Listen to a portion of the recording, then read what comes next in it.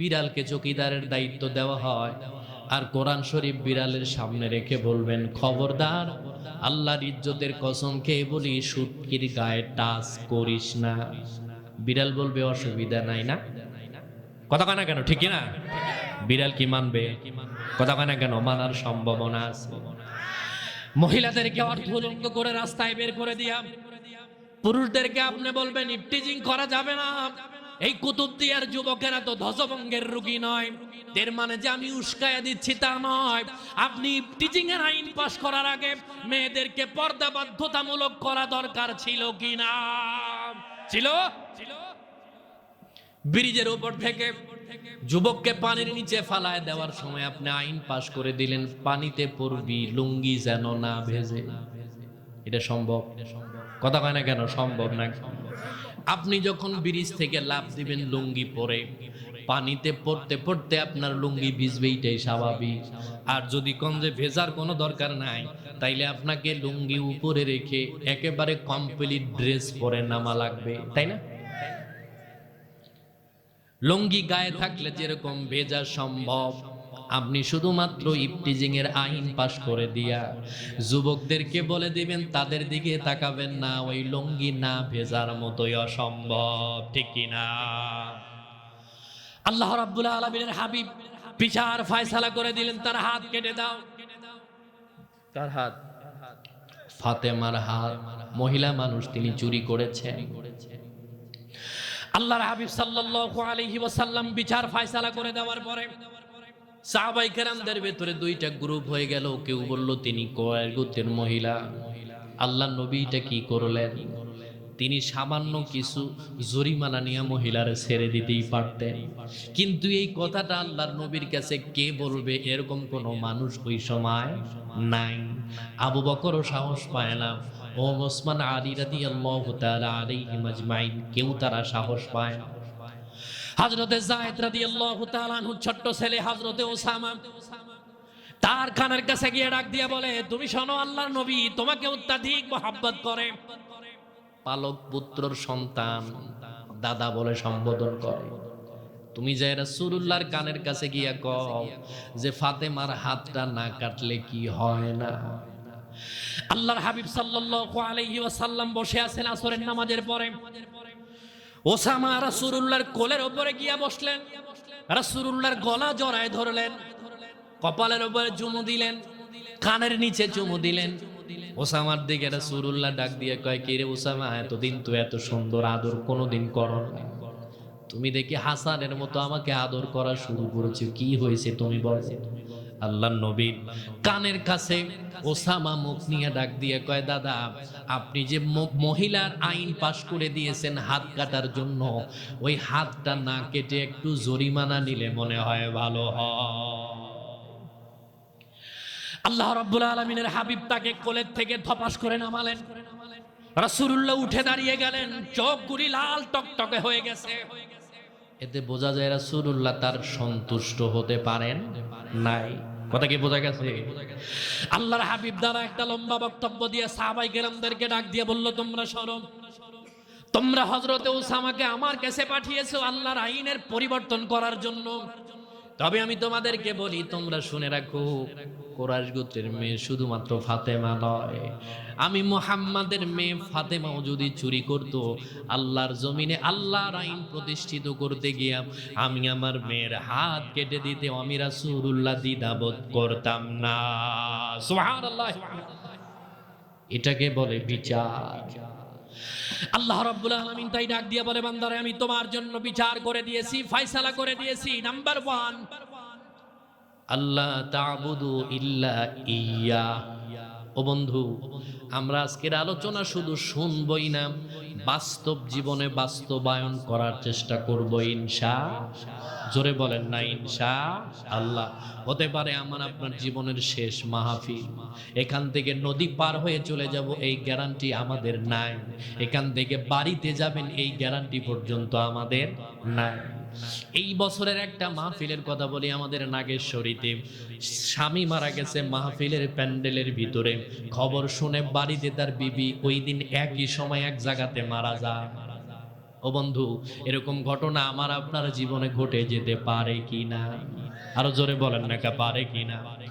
হযরত আব্দুল্লাহ ইবনে আব্বাস রাদিয়াল্লাহু তাআলা আনহু রাসূলুল্লাহকে প্রশ্ন করে, ইয়া রাসূলুল্লাহ, ইয়া হাবিবাল্লাহ, আল্লাহ রাব্বুল আলামিনের গোলামি, তার দাসত্ব, তার ইবাদত, তার গোলামি ছাড়া পৃথিবীর কারো গোলামি করা যাবে না। কি কারণে? আপনি আমাকে একটু লজিক দেন। আল্লাহ তাআলা তার হাবিবকে জানা দেন, আপনি তাদেরকে বলেন। শোনো, এই স্টেজের ভেতরে আমার বয়স 33 বছর আগে কুতুবদিয়াতে আমার কোনো নাম ছিল না। ছিল? এই স্থানীয় যারা 60 বছর বয়স যাদের আছে, ওই ব্যক্তির 61 বছর আগে কুতুবদিয়াতে কোনো তার নাম গন্ধ ছিল? কথা কয় না কেন? ছিল নাই। আমি 61 বছর আগে কুতুবদিয়াতে নাই। বলেন কি নাই? যাদের 20 বছর বয়স, 21 বছর আগে আমি নাই। একসাথে বলেন না কেন? আমি নাই। আল্লাহ রাব্বুল আলামিন ডাক দিয়ে বলে, বান্দারে তুই নাই থেকে আমি তোর মায়ের পেটের ভেতরে নাপাক পানি। কি? আমি আর আপনি কি নুতফা? প্রথম 40 দিনে আল্লাহ রাব্বুল আলামিন ডাক দিয়ে কয়, মায়ের পেটের ভিতরে আমি আল্লাহ প্রথম 40 দিন মায়ের পেটের ভিতরে নাপাক পানি নুতফা দেয়া দিলাম। আল্লাহ রাব্বুল আলামিন ডাক দিয়ে বলে, বান্দারে তুই আমারে কেমনে ভুলে যাবি? কি কারণে ভুলে যাবি? আমি তোরে নাপাক পানি থেকে ওই নাপাক পানিটুকুন প্রসেসিং করার পরে, যেই নাপাক পানিটুকুন পৃথিবীর কোনো দাম নাই, গায়ে লাগার পরে গোসল ফরজ হয়ে যায়, দুর্গন্ধযুক্ত পানি। বলেন তো, আল্লাহ রাব্বুল আলামিন মায়ের পেটের ভেতর থেকে আমাকে আপনাকে ওই নাপাক পানি থাকা অবস্থায় পৃথিবীর ভিতরে কোনো এক ডাস্টবিনে নিক্ষেপ করার ক্ষমতা আমার আল্লাহর আছে না নাই? আছে, আছে, জোরে বলেন। যদি নিক্ষেপ করে দিত, আমার নেতামি, আমার মোষের গরম দলের গরম থাকতো না। আল্লাহ রাব্বুল আলামিন ডাক দিয়ে বলে, বান্দারে ওই মায়ের পেটের ভেতরে নাপাক পানি ঢুকুন আমি 40 দিন আমি কুদরতি ভাবে প্রসেস করার পরে আলাকা, নুতফা থেকে আলাকা, আল্লাহ রাব্বুল আলামিন নাপাক পানি টুকুন আল্লাহ তাআলা 40 দিন প্রসেসিং করার পরে মায়ের পেটের ভিতরে নাপাক পানি টুকুন আল্লাহ রক্তপিণ্ড পরিণত করে দেয়। কে দিল? জোরে বলেন। তাহলে 240 কয় দিন? নাই থেকে পানি, পানি থেকে রক্ত বানালো কে? আর একটু জোরে বলেন না কে? তাইলে গোলামি হবে কার? আর একটু জোরে বলতে হবে কার? আল্লাহ রাব্বুল আলামিন এবারে ডাক দিয়ে বলে, বান্দারে 340 অতিক্রম হয়ে যাওয়ার পরে তুমি তোমার মায়ের পেটের ভেতরে প্রথম 40 দিন নাপাক পানি, দ্বিতীয় 40 দিন শুধুমাত্র রক্তপিণ্ড, তৃতীয় 40 দিন অতিক্রম হয়ে যাওয়ার পরে মুদ্দগম, আমি আল্লাহ রাব্বুল আলামিন ওই রক্তপিণ্ডটুকুন প্রসেসিং করার পরে ওই রক্তটাকে আমি আল্লাহ গোশতপিণ্ড পরিণত করে দেই মায়ের পেটের ভিতরে। তার কোনো সিরাত নাই, সুরাত নাই, চোখ নাই, কান নাই, নাক মুখ আমার আপনার কোনো কিছুই নাই। এবার আমরা আপনারা আমার প্রশ্নের জবাব দেন, ওই অবস্থায় মায়ের পেটের ভিতর থেকে আল্লাহ আমাকে আপনাকে বের করার ক্ষমতা আছে না নাই? জোরে বলেন না আছে? এখানে যারা আছেন শরম পাবেন না কেউ? একটু হাত তুলে বলেন তো, কার কার স্ত্রী গর্ভবতী, মা গর্ভবতী, বোন গর্ভবতী কেউ কি আছে? কেউ নাই?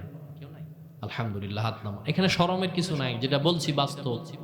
বলেন, 340 মায়ের পেটের ভিতরে শুধুমাত্র গোশতপিণ্ড। এই গোশতপিণ্ডের কোনো দাম আছে? জোরে বলেন না কেন? দাম আছে। কে বানালো? নাপাক পানি থেকে রক্ত কে বানালো? রক্ত থেকে গোশত বানালেন কে? এই পিছনে পৃথিবীর কোন মানুষের হাত আছে? কথা বলেন না কেন? হাত আছে। তাইলে পুরা গোলামিটা হবে কার? আর একটু জোরে বলেন কার? লা ইলাহা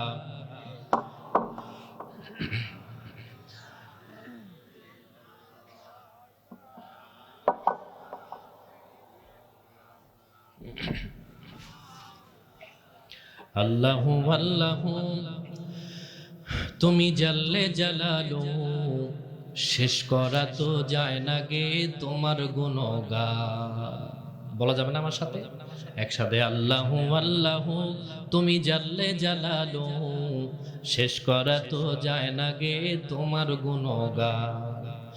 তুমি মাটির আদমকে প্রথম সৃষ্টি করিয়া ঘোষণা করিয়া দিলেন শ্রেষ্ঠ বলিয়া, তুমি মাটির আদমকে প্রথম সৃষ্টি করিয়া।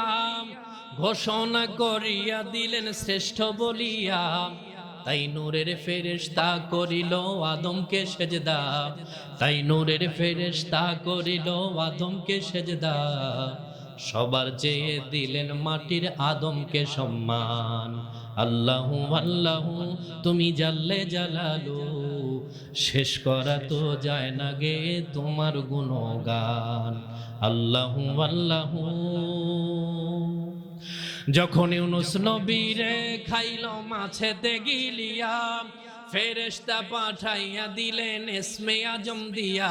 দমে দমে দেহর দম পরে ইসমে আজম, মাছের উদর হতে সেজন পাইল পরিত্রাণ। আল্লাহু আল্লাহু তুমি জাল্লে জালালু, শেষ করা তো যায় না গে তোমার গুণগান। আল্লাহু আল্লাহু তুমি জাল্লে জালালু, শেষ করা তো যায় না গে তোমার গুণগান। লা ইলাহা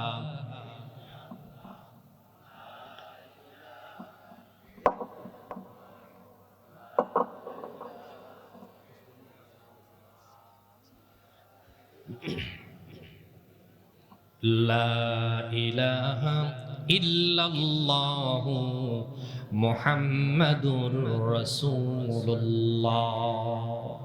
জবান ছেড়ে দিয়ে সকলেই বলি সাল্লাল্লাহু আলাইহি ওয়াসাল্লাম। আল্লাহ রাব্বুল আলামিন ডাক দিয়ে বলে, বান্দারে তুই ভালো করে শুনে রাখ। তুমি পৃথিবীর ভিতরে যত বড় ধনী হও না কেন, কোটি টাকার মালিক হও না কেন, যত বড় নেতা হও না কেন, তুমি তোমার পিছনের ব্যাকগ্রাউন্ডটা একটু তাকাও। আমি আর আপনি প্রথমে নাপাক পানি, ঠিক না? কি নাপাক পানি, তারপরে রক্তপিণ্ড, তারপরে গোশতপিণ্ড। আল্লাহ রাব্বুল আলামিন ডাক দিয়ে বলে, বান্দারে তোর ওই গোশতপিণ্ডটাকে আমি আল্লাহ রাব্বুল আলামিন চারবারের বার, প্রথম 40 দিন নাপাক পানি, দ্বিতীয় 40 দিন রক্তপিণ্ড, তৃতীয় 40 দিনে গোশতপিণ্ড, চতুর্থ 40 দিন আল্লাহর নবী ডাক দিয়ে কয় ফাকাসাউনাল ইযামা লাহমা। আমি আল্লাহ রাব্বুল আলামিন তোর মায়ের পেটের ভিতরে ওই গোশতের টুকরার ভিতরে হাড্ডির একটা বডি তোর মায়ের ভিতরে ঢুকায় দেই। সুবহানাল্লাহ বলেন না? কে ঢুকায় দেয়? পৃথিবীর কোন ডাক্তার কি সিজার করে ঢুকায় দেয়? আল্লাহ রাব্বুল আলামিন ডাক দিয়ে বলে, বান্দারে তুই তোর মায়ের পেটের ভেতরে এবার একটা মরা মানুষ, তোর বডির ভিতরে হাড্ডি ঢুকায় দিলাম। ফাকাসাউনাল ইযামা লাহমা ফাতাবারাকাল্লাহু আহসানুল খালিকিন। শুধু কি তাই, ওই হাড্ডের উপরে চামড়ার আবরণ দিয়ে আমি তোরে সুন্দর একটা অবয়ব আকৃতি দ্বারা মানুষ বানায় দিলাম, কিন্তু তুই মায়ের পেটের ভিতরে মরা, কোনো নাড়াচাড়া নাই। আল্লাহ তাআলা ডাক দিয়ে কয় সুম্মা নুফিখা ফীহি রূহ, অতঃপর আমি তোর মায়ের পেটের ভিতরে তোর জীবন দিয়া দিলাম। এখন মায়ের পেটের ভিতরে বাচ্চা নাড়াচাড়া করে। সুবহানাল্লাহ। কে দিল? আল্লাহ রাব্বুল আলামিন ডাক দিয়ে বলে, বান্দারে তুই তোর মায়ের দিকে খেয়াল কর, তোর বিবির দিকে, তোর মেয়ের দিকে, তোর বোনের দিকে তাকা। যেই মাত্র আমি পেটের ভেতরে জীবন দিয়ে দিলাম, তখন থেকে তোমার মা ঠিক মতো ঘুমাতে পারে না, দাঁড়াতে পারে না, বসতেও ঠিক মতো পারে না, খাইতে পর্যন্ত পারে না, ঘুমাইতে গেলে ঠিক মতো ঘুমাতে পারে না, ঠিক মতো চলাচল করতে পারে না। পেটের ভিতরে বাচ্চা যেহেতু জীবিত, এই জীবিত মানুষের খাবারের দরকার আছে না নাই? কথা বলে না কেন? আছে না নাই? কে খাওয়া? আর একটু জোরে বলেন না, কে খাওয়া? আল্লাহ রাব্বুল আলামিন ডাক দিয়ে বলে, বান্দা আমি তোরে কত ভালোবাসি, কত মহব্বত করি, কত ভালোবাসি। শুধুমাত্র জীবনটা দেওয়ার পরে আমি তোরে মায়ের পেটের ভেতর থেকে ছিটকে পৃথিবীর কোন জায়গায় বের করে দিতে পারতাম, কিন্তু আমি সেইটা করি নাই। লাকাদ খালাকনাল ইনসানা ফি আহসানি তাকওয়িম। আল্লাহ আমাকে কত সুন্দর করে বানিয়েছেন জাহান্নামে দেওয়ার জন্য নয়। আল্লাহ রাব্বুল আলামিন ডাক দিয়ে বলে, বান্দারে তুই তোর মায়ের পেটের ভেতরে জীবন পাওয়ার পরে শুধুমাত্র নাড়াচাড়া, পুরো একটা পানির ভিতরে তুই নিমজ্জিত। জীবন যেহেতু আছে, জীবিকার কারণে মানুষের খাবারের প্রয়োজন আছে। রাসূলুল্লাহ ডাক দিয়ে কয়, মায়ের হায়েজের নাপাক রক্তটুকুন আল্লাহ তাআলা বন্ধ করে দেয়। সুবহানাল্লাহ বলেন না? মায়ের নাভি আর সন্তানের নাভির সাথে আল্লাহ তাআলা কানেকশন, যোগাযোগ তৈরি করে দেয়। ওই হায়েজের নাপাক রক্তটুকুন বন্ধ করে দিয়া ওই নাপাক রক্তটুকুন মায়ের নাভির ভিতর দিয়া সন্তানের নাভি দিয়ে তার জীবন ধারণ করার ক্ষমতা দেয়। জোরে বলেন না সুবহানাল্লাহ। কে দিল জোরে কর, আর একটু জোরে বলেন না কে দিল। এত সুন্দর, এত এত নেয়ামত দ্বারা যিনি ভরপুর করে দিলেন, আমাদের মনিবের দরবারে আরো একবার শুকর গুজার করি, বলি আলহামদুলিল্লাহ। হয় না? আর জোরে বলি আলহামদুলিল্লাহ। আর একবার জোরে বলি আলহামদুলিল্লাহ। আল্লাহর হাবিবকে প্রশ্ন করা হলো, ইয়া রাসূলুল্লাহ, ইয়া হাবিবাল্লাহ, পৃথিবীর সমস্ত মানুষের খাবারকে তিনি মুখ দিয়ে খায় না পেট দিয়ে খায়? কথা কয় না কেন? কি দিয়া খায়? মুখ দিয়ে খায়। কিন্তু মায়ের পেটের বাচ্চাকে আল্লাহ তাআলা কি কারণে নাভি দিয়া খাওয়ালেন? ও বন্ধু, মেরাজের মাস 2-3 দিন আগে চলে গেছে। নাস্তিকদের প্রশ্ন হলো, রাসূলুল্লাহ উপরে কেমনে গেল? অক্সিজেন সেখানে নাই। বলে কি বলে না? জোরে বলে। কি নাই? বিজ্ঞানী নিউটনের একটা আবিষ্কার আছে, একটা থিওরি আছে, সেটা হলো গ্রাভিটেশন ফোর্স, মধ্যাকর্ষণ শক্তি। বর্তমান বিজ্ঞানটা ডাক দিয়া বলে, কোন যান যদি প্রতি সেকেন্ডে 8 মাইল দ্রুত বেগে যেতে পারে, প্রতি ঘন্টায় যদি 25,000 কিলোমিটার দ্রুত বেগে যেতে পারে, তাহলে সেইটা মধ্যাকর্ষণ শক্তি ভেদ করে উপরের দিকে যেতে পারবে। কিন্তু তোমাদের নবী যে আব্দুল্লাহ পোলা মুহাম্মদ, তিনি 1,500 বছর আগে গ্রাভিটেশন ফোর্স পার হয়ে তিনি কেমনে গেলেন? সেখানে তিনি অক্সিজেন পাইলেন কই? নাউজুবিল্লাহ। জোরে বলেন না। বিজ্ঞানীরা বলে কি বলে না? জোরে বলেন না। কে বলে কি বলে না? যেহেতু আমাদের কোনো জ্ঞান, সাধারণ জ্ঞান তো দূরের কথা, বিজ্ঞানের জ্ঞান তো দূরের কথা, অনেক মুসলমানের সাধারণ জ্ঞান পর্যন্ত নাই। অনেক মুসলমান আছে নবী কারে বলে এইটা পর্যন্ত বোঝে না। নাই? কথা বলে না কেন? আছে না নাই? বিজ্ঞানীর যে যুক্তি হলো, মুহাম্মাদুর রাসূলুল্লাহ যখন গ্রাভিটেশন ফোর্স পার হয়ে যাবেন, ওই জায়গাতে অক্সিজেনের দরকার আছে। অক্সিজেন ছাড়া উপরের দিকে ওঠা কোনো সম্ভব হবে না। পর্বত শৃঙ্গ মাউন্ট এভারেস্টের উপরে মাত্র 29,000 ফিট উপরে যখন ওঠে মানুষ, পিছনে কিন্তু অক্সিজেনের বোতল নিয়ে তারপরে উপরে ওঠে। ওঠে কি ওঠে না? জোরে কন। ওঠে। আমি আপনাদের কাছে প্রশ্ন করি, বলেন তো, মায়ের পেটের ভিতরে যেই বাচ্চা থাকে, এই বাচ্চা মায়ের পেটের ভিতরে শুকনায় থাকে না পানিতে থাকে? জোরে বলেন না কেন? কিসে? প্রশ্ন শুনবেন, বুঝবেন, নাস্তিকদের সামনে জবাব দেওয়ার যোগ্যতা তৈরি করব ইনশাআল্লাহ। মায়ের পেটের বাচ্চা একেবারে পানির ভেতরে থাকে। যখন সন্তান হবার যখন সময় হয়ে যায়, সন্তানের মুখটা মায়ের পেশাবের রাস্তার কাছাকাছি পর্যন্ত চলে যায়। আপনারা যখন আল্ট্রাসোনোগ্রাম করেন, দেখবেন একেবারে পুরা পানির ভিতরে নিমজ্জিত অবস্থায় থাকে। আমি বিজ্ঞানীদেরকে বলি, শোনো, যেই মনি মায়ের পেটের ভিতরে পানির ভিতরে আল্লাহ তাআলা মানুষকে বাঁচানোর ক্ষমতা রাখে, ওই মালিক আবার আমার রাসূলকে অক্সিজেন বিহীন মেরাজে নিয়ে যাওয়ার ক্ষমতা আছে না নাই? জোরে বলেন, আছে না নাই? তারা ডাক দিয়া বলে, শোনো, সূর্য পৃথিবীর ভেতর থেকে 9,30,00,000 মাইল দূরে। কত দূর? বিজ্ঞানীরা মাইপে আইছে হাত দিয়া না, অনুমানের ভিত্তিতে যেটা বলে আমরা সেইটাই বিশ্বাস করি, ঠিক কিনা? জোরে বলেন।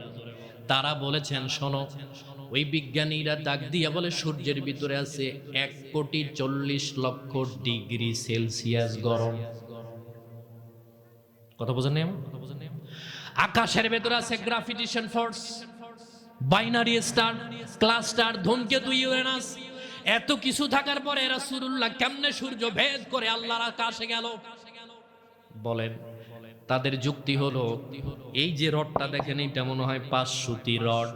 চট্টগ্রামের ভিতরে দেখবেন যেখানে রডের কারখানা আছে, এখানে তাপমাত্রা হলো মাত্র 1538 ডিগ্রি সেলসিয়াস। সেখানে কোনো লোহা ফেলে দেওয়ার পরে সেটা পানিতে রূপান্তরিত হয়ে যায়। বিজ্ঞানীদের কথা হলো, আকাশে যে সূর্য আছে, ওই সূর্যের তাপমাত্রা হলো 1,40,00,000 ডিগ্রি সেলসিয়াস। চট্টগ্রামের ওই কারখানার ভেতরে রড দিলে পানি হয়ে যায়, মানুষ দিলে তো বাঁচারই কথা নয়। তাইলে তোমাদের নবী মুহাম্মদুর রাসূলুল্লাহ তিনি 1,40,00,000 কেমনে পার হয়ে উপরে গেলেন? আপনাদের কাছে আমার প্রশ্ন, বলেন হযরত ইব্রাহিম আলাইহিস সালামকে নমরুদ কি পানিতে ফেলেছিল না আগুনে? জবান ছেড়ে দিয়া বলেন না কিসে? কয়দিন ছিল? 40 দিন। আগুনের ধর্ম হলো পুড়িয়ে ফেলা। ইব্রাহিম আলাইহিস সালামকে আল্লাহ রাব্বুল আলামিন ডাক দিয়ে বলেছিল, শোনো, তাকে যখন আগুনের ভিতরে নিক্ষেপ করে দেওয়া হয়, জিব্রাইল আলাইহিস সালাম এসে ডাক দিয়ে বলেছিল, ভাই ইব্রাহিম আপনি আমাকে বলেন, আমি আপনাকে সাহায্য করতে চাই। বলে কেমনে?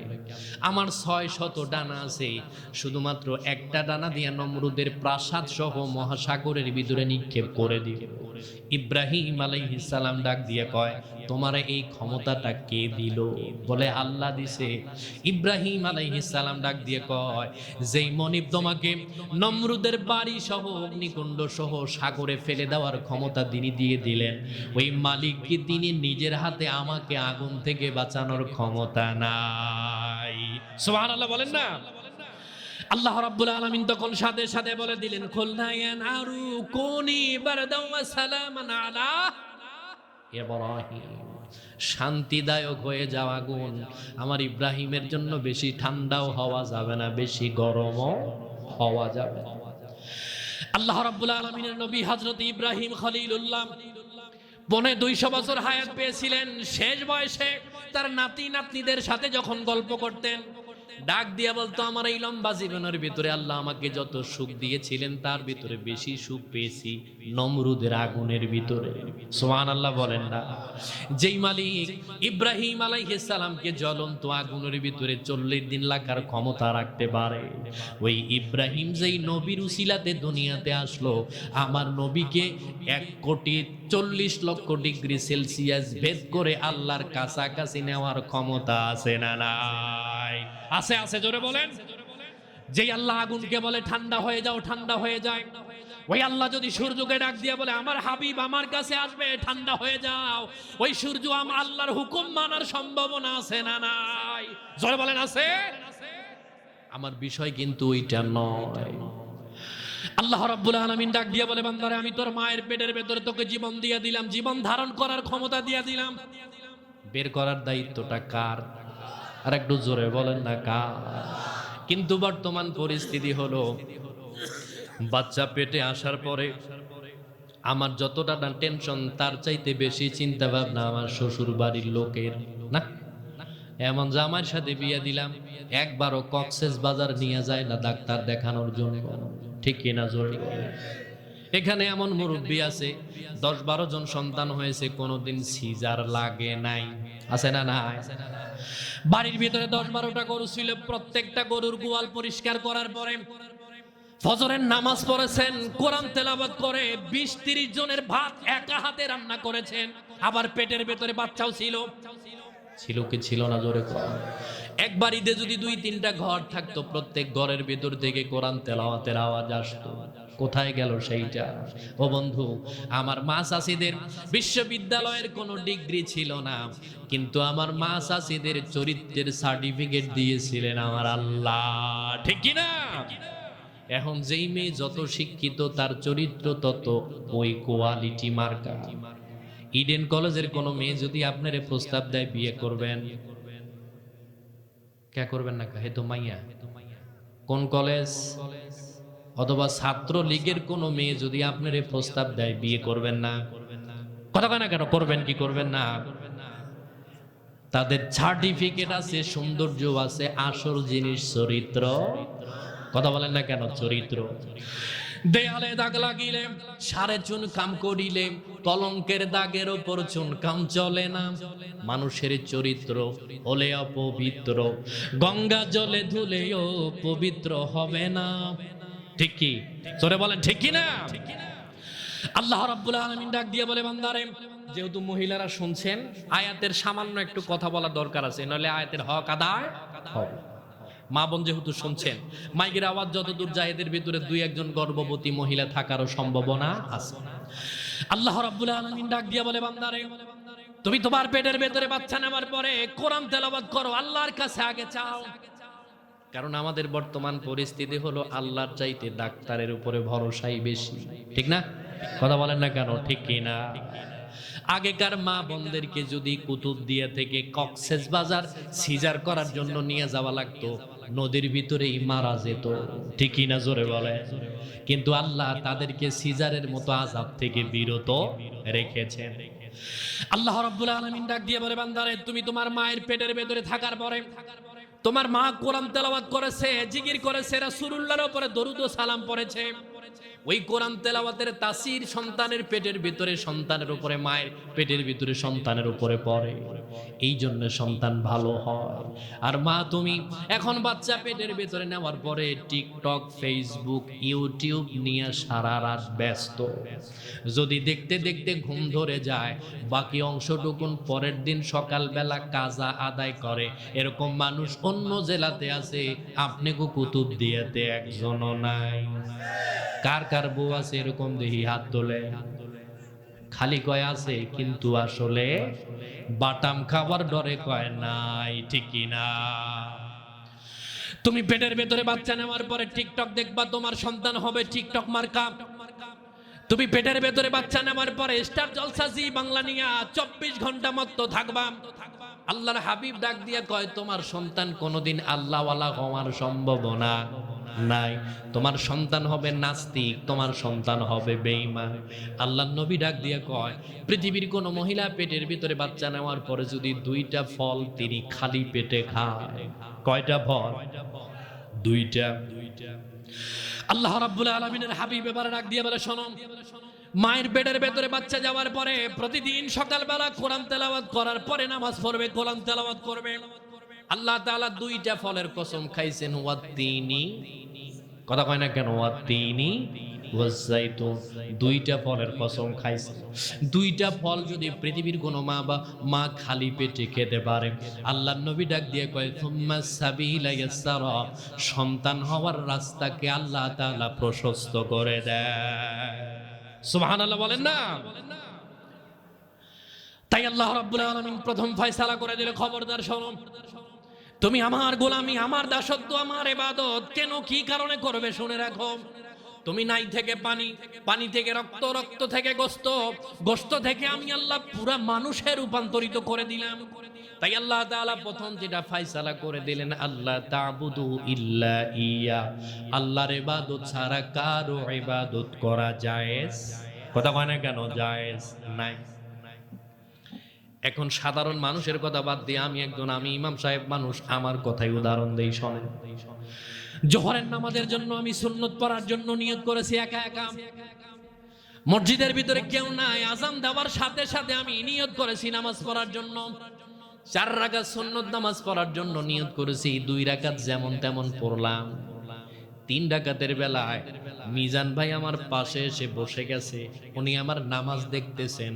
বলেন তো, আমি আপনাদের কাছে প্রশ্ন করি, আগের যেই 2 রাকাত যেমনে ভাবে পড়েছি, 3 রাকাত কি ওইভাবে পড়বো না ভালোভাবে পড়ার চেষ্টা করব? কথা কয় না কেন? কি কারণ?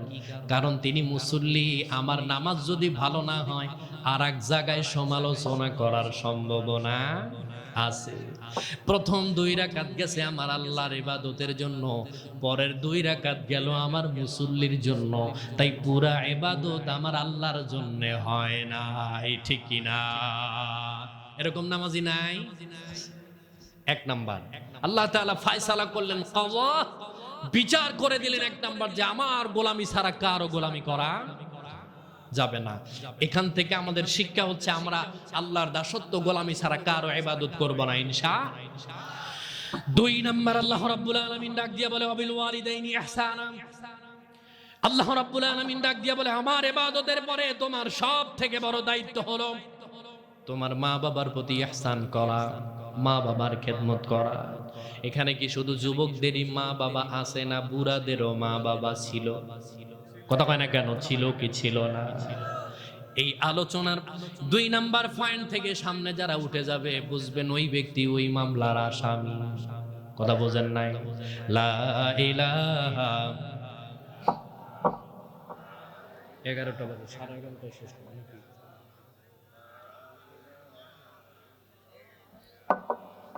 একটু মোহাব্বতে লা ইলাহা লা ইলাহা